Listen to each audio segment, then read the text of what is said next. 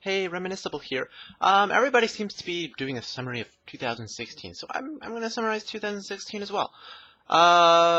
Very start of 16, I was actually at a LAN tournament in California. I flew over there from Canada, and it went well. And well, now the owner of that King of Blades team still owes me a lot of money, which we have a contract he needs to repay last week. So, not pleased with that. My best friend, lots of stuff happening. She has a lot of stuff happening in her life that is really bad this month, and I tried to be supportive, but I don't think I've been supportive enough. But I think, given the information that I've had, I've done my best. And then next year is the year I want to have a girlfriend. So I think I've learned a lot through just analyzing people about how basically what gets a girl turned on or attracted to a potential mate, and also I think I've learned a lot about echo chambers. I've learned a lot about fascism, and I've learned a lot about learned helplessness in regards to relationships. So, we don't have to talk about the last one. Fascism, well, obviously this is the year of fascists, right? We have, what was it? Britain, we have, okay, no, I'm not going to say fascism, but in Britain, it's the year of far extreme right-wingers, right?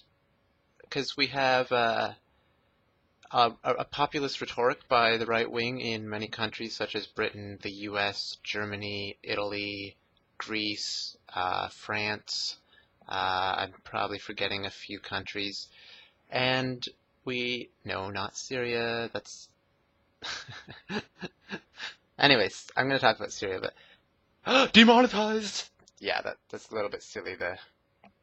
I hate the US propaganda. It's like, hey, let's get the CIA to make up shit about Syria and have, like, just basically, U.S. government has allied itself with Al-Qaeda in Syria, allied itself with ISIS, and to take down the president.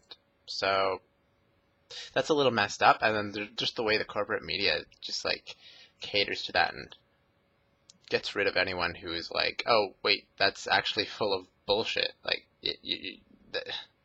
what? Why would you? If you're saying, okay, not what I just said, but the bullshit is saying that that the Syrian army is like committing genocide against civilians. Like, no. The president said last week that he prioritizes the lives of the civilians and having areas not be destroyed, and that's why he tries to bring fighting outside of the cities, even if it, because even if he has to, even if some terrorists escape, not moderate rebels, terrorists escape, if you're in ISIS or Al-Qaeda, regardless of how much sponsoring you get from the US government, if you're killing civilians, that still makes you a terrorist. Just those groups are known for gross violations of human rights. And in the US, we actually know, like in the US, we already have propaganda against ISIS and Al-Qaeda for good reason. And so US civilians actually know that ISIS and Al-Qaeda are bad. They know that they should be stopped, right? So it's hypocritical for, like, all 6 major American news outlets to be pro-Al-Qaeda and pro-ISIS. Like, the U.S. Army should stop assisting ISIS in combat, especially during ceasefires that you've signed. Don't be breaking ceasefires just to help ISIS. They should the USAID should stop sending money to allies of Al Qaeda, whether that's basically if you're giving guns to Al Qaeda, that's bad. That's not how tax dollars should be spent in any country, because like just Al Qaeda murders people, rapes people, steals from people, and like Al Qaeda's not fighting other terrorists. They're fighting, well, I don't know, but a lot of civilians get murdered, and it's disproportional because I think Al Qaeda is really, they really just want, they don't respect human rights at all, is the impression I get. So yes, they need to be stopped. And for the US media to say like, oh my God, we should fight against Russia because they're trying to stop ISIS and Al Qaeda, or oh my God, we need to go to war against Somalia because they have we found out this year that Somalia and Kenya have this big ocean oil deposit, and so we need to overthrow the Somalian government. Like, but no, we don't. Let them have their oil. If you don't want to run out of money, instead of overthrowing every single oil producer's democracy and making sure that people have to purchase their petroleum through U.S. currency so that U.S. currency stays strong while the U.S. keeps printing out money, because it's supply and demand. No, just stop wasting half of the federal budget on the military-industrial complex, and then, I don't know, maybe you could provide clean water to your citizens, or Medicare to your citizens, universal health care, I mean, or maybe even like add gun regulations, or let people get their education without going bankrupt, without this system of predatory capitalism where people can't afford to have an education. Like, does the government just want people to stay uneducated so that it's easier to brainwash them with propaganda? And the propaganda is sickening. It's sickening. So so that's been happening in 2016. And then what else? Oh, the fascism. Well, I mean, we had these two candidates. We had the two least popular candidates in the U.S. elections running for president in the history of the United States of America. Hillary and Trump. And they are both pro-war. They both want to maintain or increase military spending. Now, it seems like the Democrat Party wants to go against Russia, and the Republican Party wants to go to war against the Middle East, like not the terrorists, but the oil producers in the Middle East. So overthrow those governments. And we already know that since 9/11, we already knew that the U.S. Army wanted to overthrow Somalia. So now that there's lots of oil there, we'll definitely be overthrowing Somalia. We can expect coups in 2017. We can expect propaganda against the Somalian government. We can expect more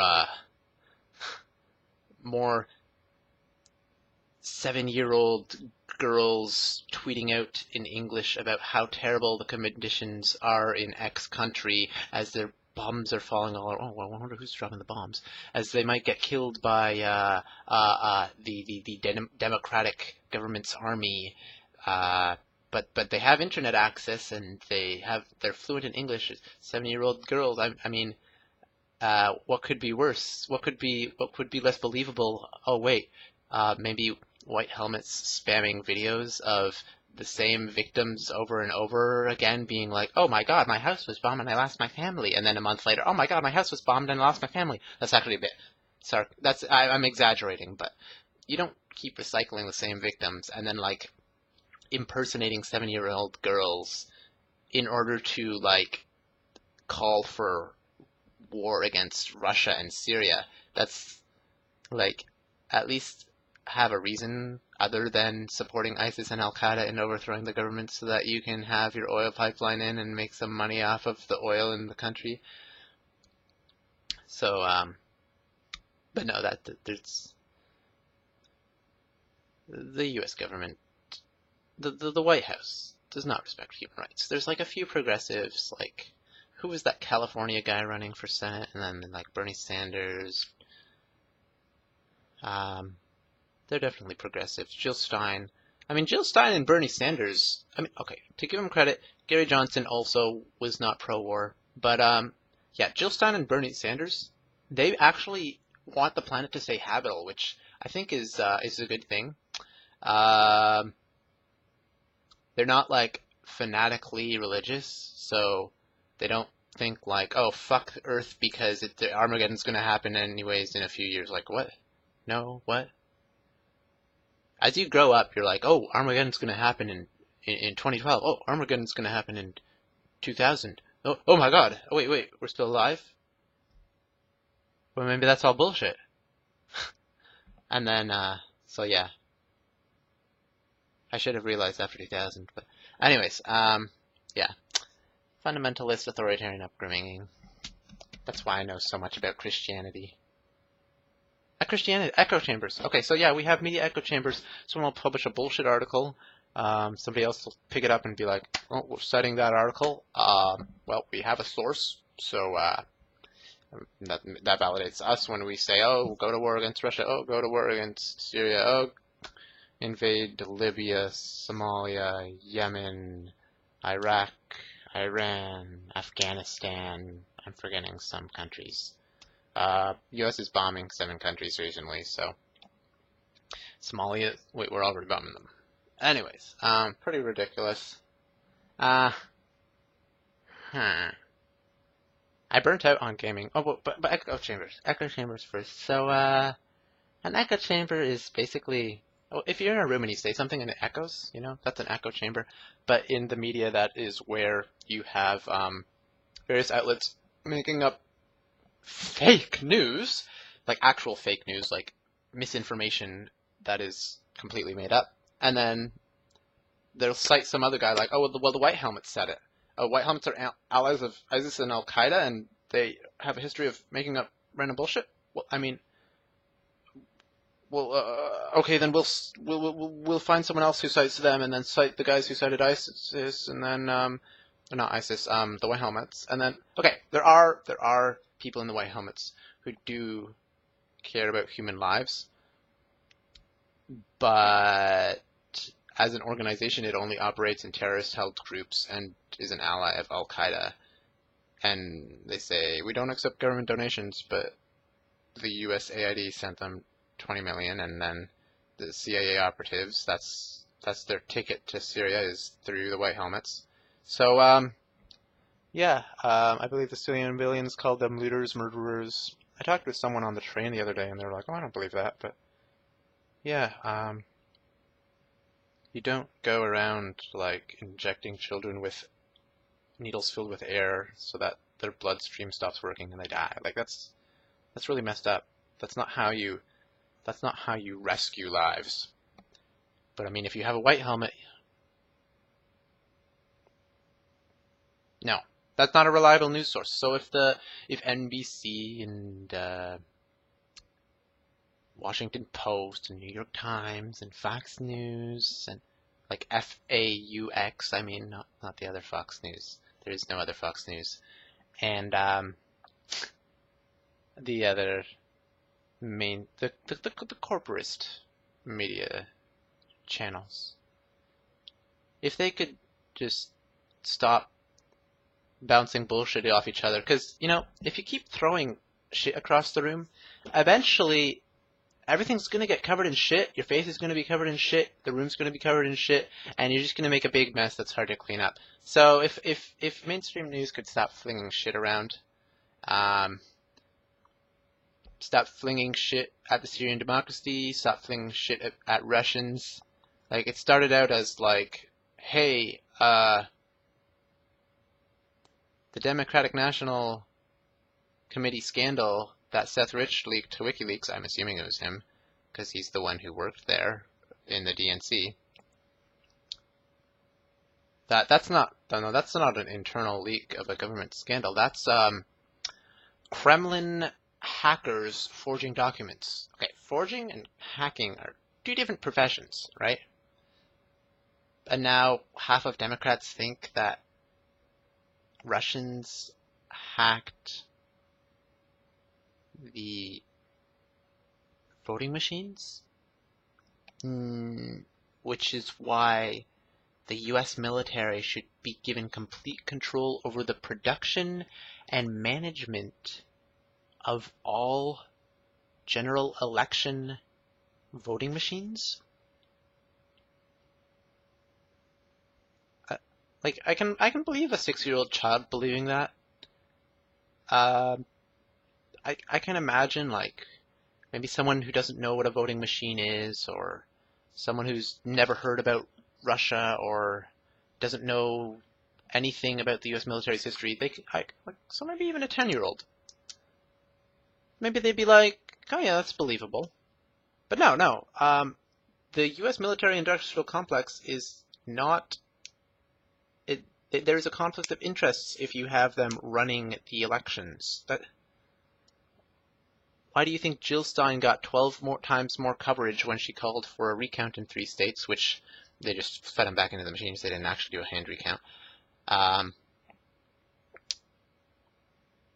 Why do you think Jill Stein got 12 times more coverage when she asked for that on 2 or 3 major news outlets than she got during her entire presidential campaign? Oh, maybe because she was a viable candidate? Maybe because she was against war? Maybe because she didn't want innocent Americans to go and die for big oil and whatever other foreign interests, so that the elites, like the elites of the elites in the US, like Koch brothers and the other shitty people, whoever runs Walmart, so that those guys can make a buck? Maybe that's not a reason that maybe people don't want to die for that? No. Maybe dropping 20,000 bombs on Syrians isn't actually helping stabilize the region, and maybe the US allying itself with ISIS and Al-Qaeda is bad for national security. Did Senator Graham ever consider that? So, obviously, he doesn't give a shit. And then, yeah, I burnt out of gaming. I'm just making Dwarf Fortress videos all month.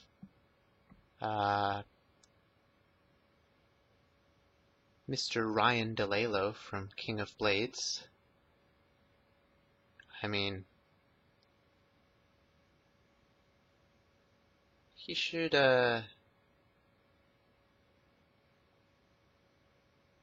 I'll do a legal battle with him before slandering him. We'll see if I can get the money. Otherwise, you'll have some nice juicy. Basically, I know stuff about him that he wouldn't want his employers or the police to know. So,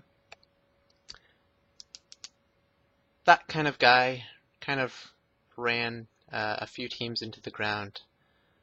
It's really, you don't put, like, I say there's 9 tiers of players, right? Defined by, like, tier 3 will always beat tier 1 more than 99% of the time. Actually, there are quite a bit of trolls. Okay, if nobody's, like, I don't know. Yes, Okay, so if a team of tier 3 players will always beat a team of tier 1 players, like very little uncertainty, maybe 5% uncertainty. It's 100% win rate, okay? And then you have like a team of tier 9 players will always beat a team of tier 7 players, and it goes all the way down, like 8s beat 6s and below. So tier 9 players would be like a tier 9 player would be like anyone who can go even in lane against a god, and gods would be like Faker,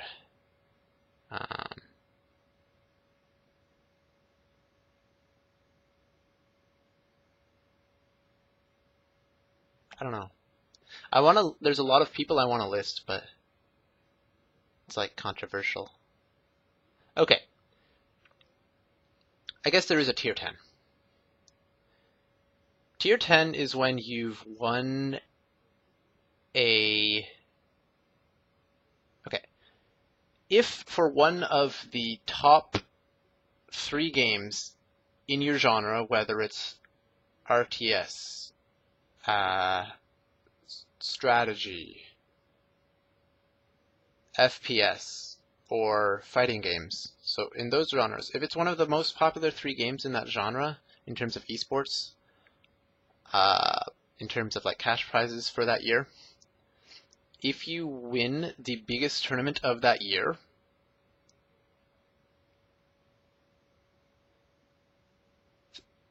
three times, so for 3 years, if you win the biggest tournament in the world, for three years, it doesn't have to be consecutive, then you are tier 10. So Flash, Faker,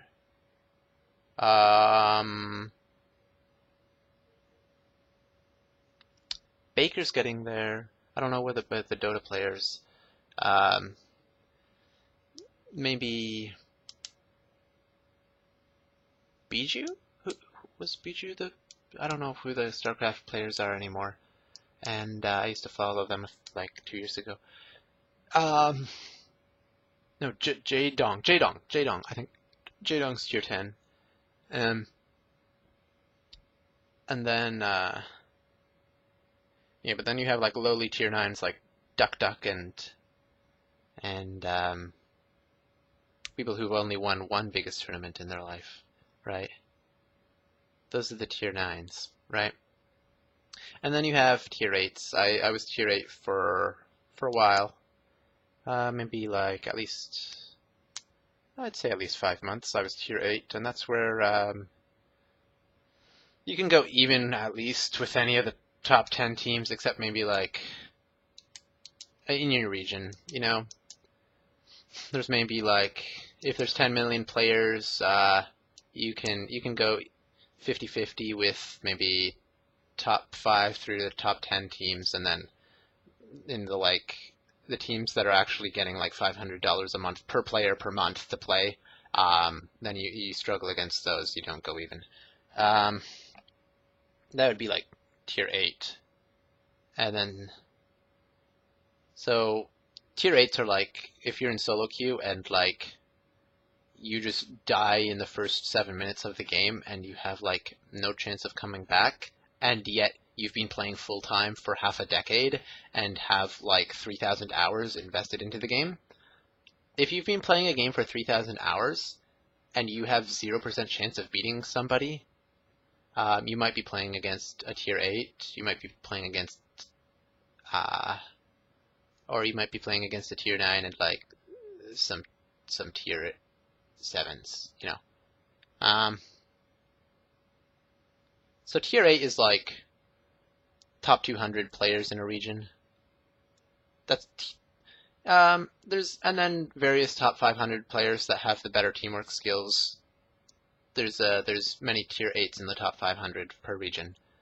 So, but there's never more than like, there's never really more than 1,000 tier 8 players in a game, in any given game.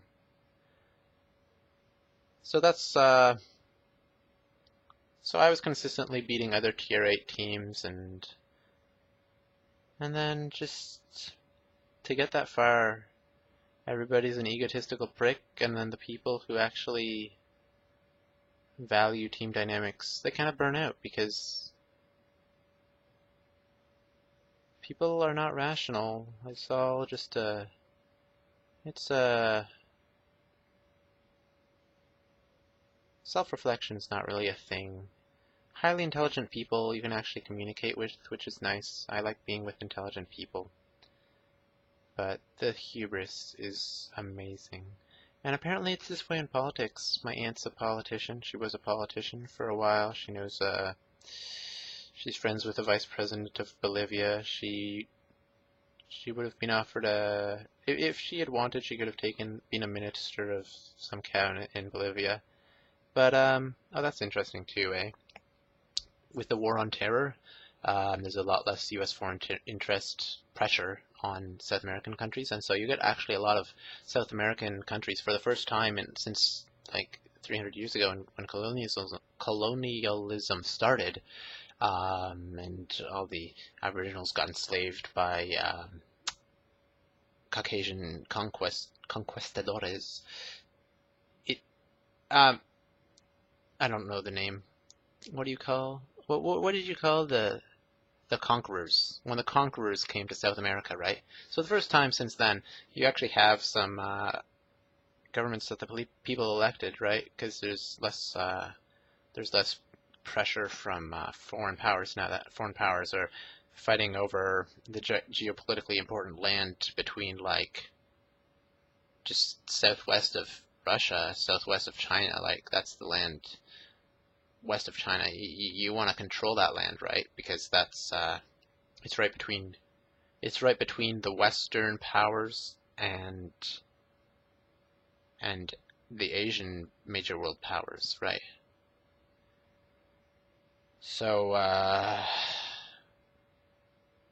there's one world superpower, and it wants to control the land near Russia and China, so that like with political control, military control, right?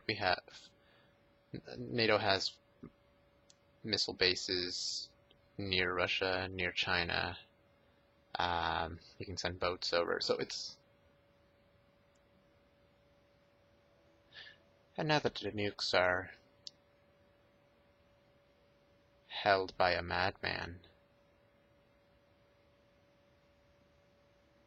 I don't want to talk about Trump. Trump gets too much attention. The time to talk about Trump was after he won the primaries and before he won the election. There's too much sad stuff that happened in with the progressives campaigns. I don't want to talk about it. It's 2016 was a very painful year for progressives and humanists in the United States.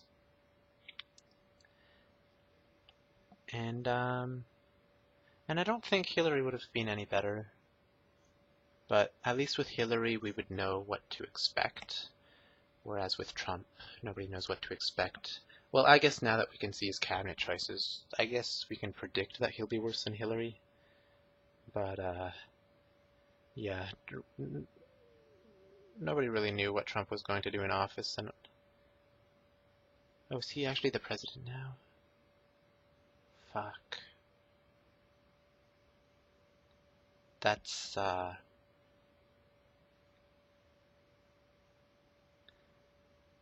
he might have just reduced. I think humans will go extinct several hundred years sooner now, thanks to President-elect. What was that? Whatever his name is. I saw some weird. Somebody made like a Hyrule parody of Donald Trump, and it was funny. They basically like swapped his face with like the pig version of Ganondorf, and he was like all hairy, and they're like, oh, he thinks the Zora's invented global warming, or like, I have the biggest sword and everyone knows. Like, just There's lots of really bad Legend of Zelda jokes about Trump.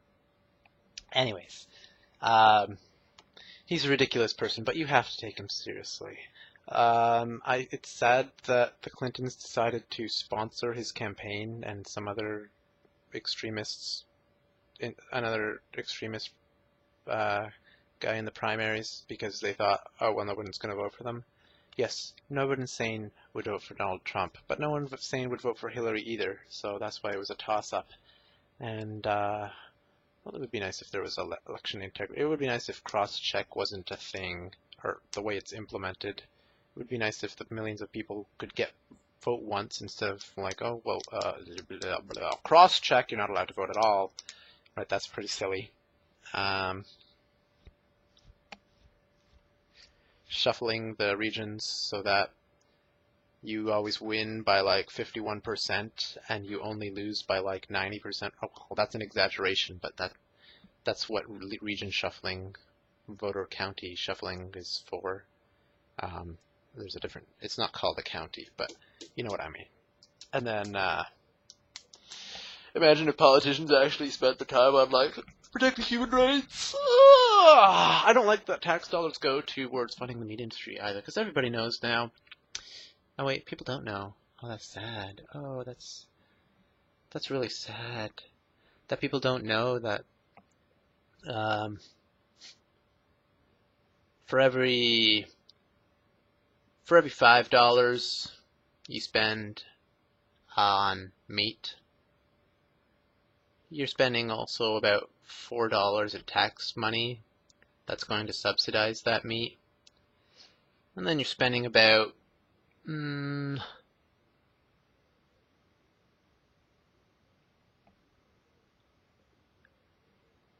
about 8 times that much, so $40. You're spending about $40 worth of environmental destruction, and that's actually not regulated.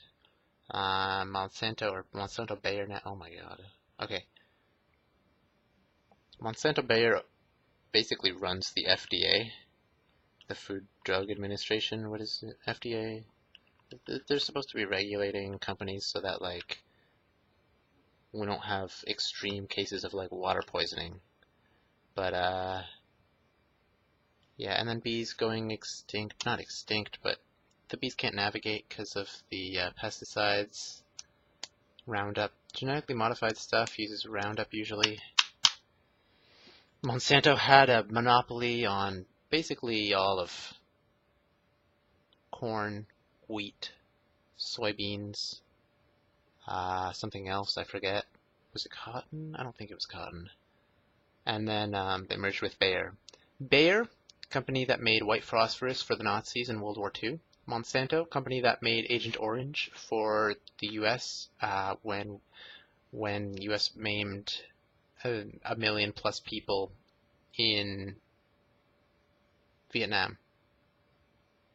We also maim our own water protectors in Dakota Access Pipeline protests. I've shown some people the images. Basically, if a grenade hits you at point blank range, you can see the bone afterwards. You can see the bone.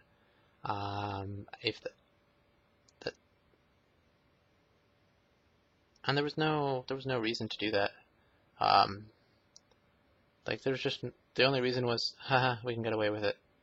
Might as well blow someone's arm off. I don't think that's a valid reason for firing grenade launchers at people with live grenades. I don't think that's a valid reason. Haha, we can get away with it because now Dakota's a police state, and it took thousands of U.S. Army veterans to go in and because U.S. Army veterans, they all know they're screwed over by big oil. That's what they're fighting for, not for national security. They're fighting for big oil, and so. Yes, I have some friends who would disagree with me, and they're probably emotionally wounded that I would say that, but how else are you going to keep such a large corporation financially stable. You need to topple governments. You need to take over countries. You need to basically control part of the world economy, or else U.S. goes bankrupt. Now, what we could do instead is spend all that money on infrastructure, so that once we do run out of fossil fuels, that the American people will not get screwed over, that they'll actually be able to afford transportation, they'll be able to afford electricity, they'll be able to afford growing food. Oil is used for fertilizer, oil is used for pesticides, herbicides. We actually are very oil reliant. So if you buy genetically modified food, there's a lot of oil that goes into that, and you're kind of cheating on that price tag. You really are cheating, because about 8 times that price tag, or I don't know how many times the price tag actually, I would have to look it up. But yeah, you're cheating on that price tag, because that's half the forests in the world are gone. I mean, half the trees. And you're really cheating on the price tags when you buy stuff that causes a lot of environmental destruction that nobody's really fixing. You have $250 million in Canada, was it, that went towards like impact studies in some mining site. It was, I don't actually know anything about that. I never read the article, but yeah, the tar sands is stupid. Tar sands is supposed to bolster the Canadian economy. That we're extracting it at the lowest price possible. Like, oil price is like is going to be at an all-time low, and it'll only ever rise. Oil prices from now until for the next 100 years or 50 years, from now for the next 50 years, oil price is going to rise. You're helping the Canadian economy by selling it dirt cheap, mud cheap, tar cheap. You're selling tar at the cheapest price imaginable. Yeah, that's helping the Canadian economy. Can't refine it in Canada because it's too dirty. People don't want a pipeline so they can ship it to China to refine it there. Well, I guess that's good for the Chinese people, because now they won't get poisoned by, oh wait, they're already getting poisoned by too much smog that they can't breathe, and you need water cannons just to knock some smog out of the air.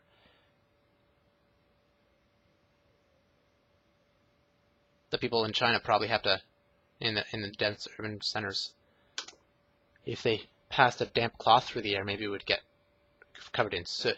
That's what people have to breathe. So it's nice to live in the least densely populated country in the world. Hashtag Canada. Wow, this is a 40-minute video? Really? I only talked about a few things. Right, so I burnt out on gaming.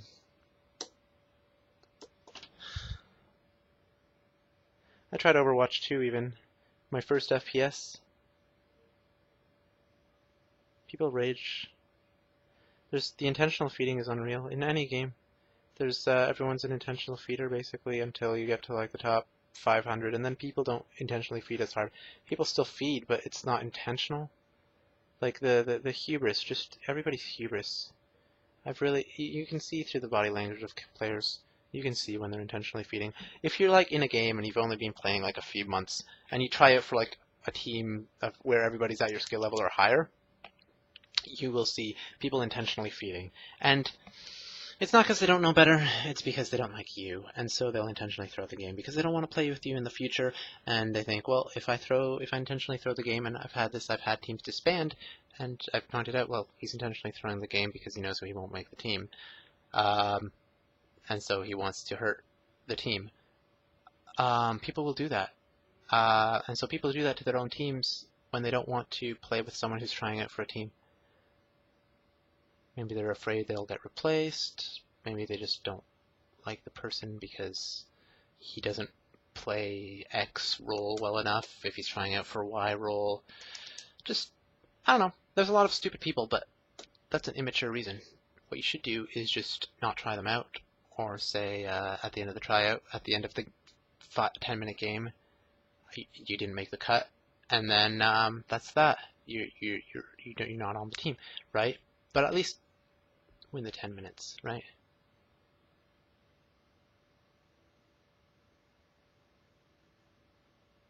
It's actually ironic. I had a team disband because I gave someone the benefit of the doubt, and I waited for them to heal me, and they didn't heal me, right? And so then,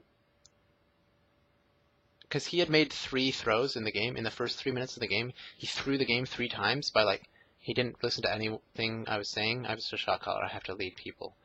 Actually, anyways, he didn't listen to anything I was saying. So, actually, yeah, people hate me shot calling because I'm, I expect people to try to win. I don't like them intentionally throwing. So when someone doesn't want to get lane XP or they don't want to heal their teammates, if it's a try, sometimes I'll give them the benefit of the doubt, and I'll wait for them, and I'll wait for them, and I'll wait 5 seconds, and I'll wait a bit, and if they still don't respond, well, they don't make the tryout. But if you just leave in the middle of the game, and then because like you're someone's friend on the team, and that's how you got the tryout, you don't leave in.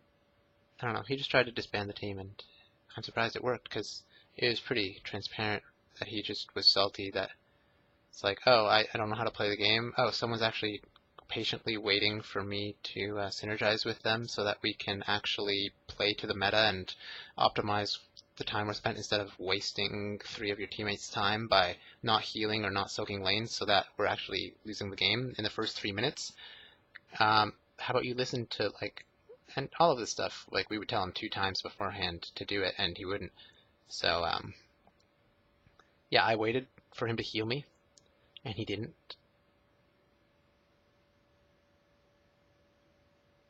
And they left during the middle of the game and everybody raged, and then after that, I think that was the last straw. Because I'd been struggling really, really hard for like 3 months before that.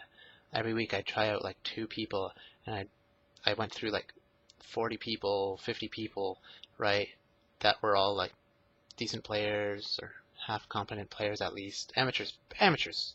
Extremely experienced amateurs with thousands of games under their belt. This was Heroes of the Storm, and they'd all be like, they'd either be like, oh, well, give me $500 a month, or they'd be like, yeah, I don't want to play with you. Or they'd be like, they'd play a game and they'd like goof off because they're like, I'm only going to be on this team for like a week, right? And then after the week, they'd be like, oh, by the way, I'm gone, right? They like just do goofy shit, like they do goofy shit, like they'd make a nice comp that they saw someone else pull off, right? But then they wouldn't use their ult. They'd just be like, yeah, I'm not going to stun this person. Yeah, I'm not going to heal my teammate, right? Because, I mean, why would you want to heal your teammate in the middle of a fight? So, people are just way too... When you're super, super, super, super prideful, and you let it show by refusing to do basic things, like using your abilities during fights, like, we know you're better than that. We've seen you do better than that. And we've seen you consistently be competent. So if you want to be incompetent, you're just not going to be on the team, and you just end up hurting yourself. So,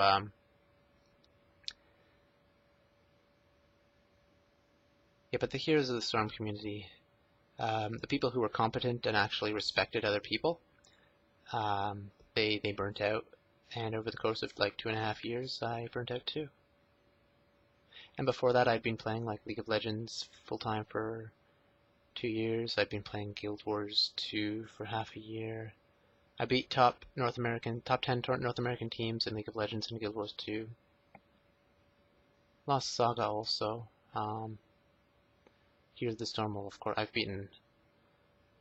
In 2015, I beat, I think, all of the top 10 Heroes of the Storm teams. Or no, did I ever beat... There was like a few that like weren't top 4 that I hadn't beaten, right? Because they formed at the end of 2015, and that was when I was going to the tournament. And then, anyways, but yeah, I qualified for what, 2, 3 regionals, ESL majors, Heroes of the Storm, and there was one other one. There was one other regional. Oh no, it was it ESL majors again? I know I qualified for a 3rd. There was some other major tournament in North America that I qualified for, but then people would mute their microphone, right? And then I'd be saying like, okay, their team is bot, we need to respond because they have a Sylvanas. Sylvanas like does the level 1 push at the start of the game. And they wouldn't want to respond, they wouldn't want to defend their towers. I'm Tyrande, right? That's why I shot the Hawk, to see where the other team is. I'm like, okay, the team is here, we need to defend. And everybody would be like, their microphone would be muted, they'd be like running in circles. And believe it or not, Tyrande can't actually hold off 5 people pushing with one of them being a Sylvanas. She can't do that alone, right? And then people trying to start their 3v5s or 3v4s, because I guess 3v4 and a half, because Abathur counts as half, right? So I'm zoning out the Abathur, stopping the Abathur. He's denying XP, stopping him from hitting his teammates. I got him to like 15% health, and then my team rages because they can't win a 3v4 and a half, right? Like, why would you start that fight? You're an idiot. Anyways, like, at level 1 is when you get experience in lanes. If you're not defending a tower, if you're not doing something, right? Like, I can't go across the map on Battlefield to your night camp that you haven't even started so that you can fight a 3v4 and a half, right? Because that's how Abathur wins, right? Is where they force a fight, and then if you respond to that, then Abathur is just going to get an extra lane of XP. And even if you get a night camp, like, does it matter? Who cares? Seriously, who the fuck cares if you get a night camp at level 1? You can just get 2 lanes worth of XP instead. Oh, because you know what? That night camp, you're going to lose 2 waves of XP to an Abathur. And probably a bunch of tower ammo. So is that night camp worth it? Is it? But no, blame the Tyrande because the shot caller's mad because I can't hear his calls when his microphone's muted. So that's why I didn't play in ESL Majors. But then I think I qualified for ESL Majors again when I beat some other team. I don't know. No, it wasn't ESL Majors, was it? Anyways, I got top 8 in the North American qualifier in 2016 even. That's this year. So that was nice. Lost to Panda Global, but we beat I think the top 6 team, was it? It was Elevate. Yeah, we beat them. I don't know if they were top 6 or top 7. They were top 7 at least. So then I was a top leader and shot caller for a top 13 team for a month, and it's very demanding. I have half of me being communication, half of me being decision making. I guess in terms of mental influence, it's 80% decision making, and then the other 20% is my non-dominant personality shards. My personality shattered when I got kicked out of religion for falling in love with a girl who was in love with me. Yeah, that's a messed up story, but that was a while ago. I've actually shifted in 2016 more towards being agnostic than atheist, because I noticed that, like, okay, this pen is God and you must worship it because it is shiny. And it's like, how do you refute that, right? But if someone's like, oh, well, worship this benevolent God, I'm like, there's no benevolent God, that's bullshit, and then I can be atheist towards that. But if someone's like, well, this pen, you should worship it because it is shiny, then I'd be like, that doesn't matter? So that's agnosticism. Or it's like, well, what if the universe is a simulation and created by, like, dudes who are unaware of our existence? Then I'd be like, that doesn't matter. What if the universe is just a game that's being used by other beings which have no interaction with humans? Doesn't matter. But if you're going to worship someone who stands for slavery, who stands for disease, who stands for mortality, who allows predation to happen, who allows rape to happen, if you're going to stand for a deity that tolerates and created all of that,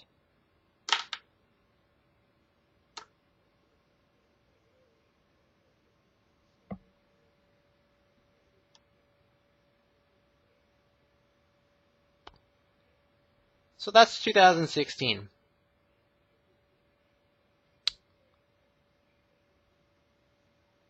That's 2016.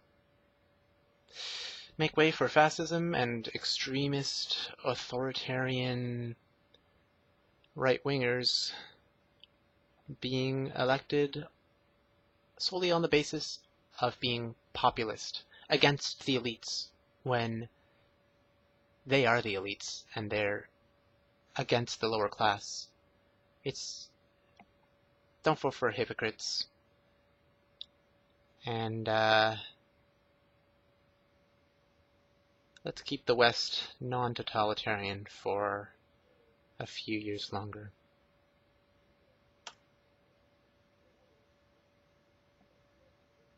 Also watch my Dwarf Fortress videos. I'm going to be making a lot of them. Bye.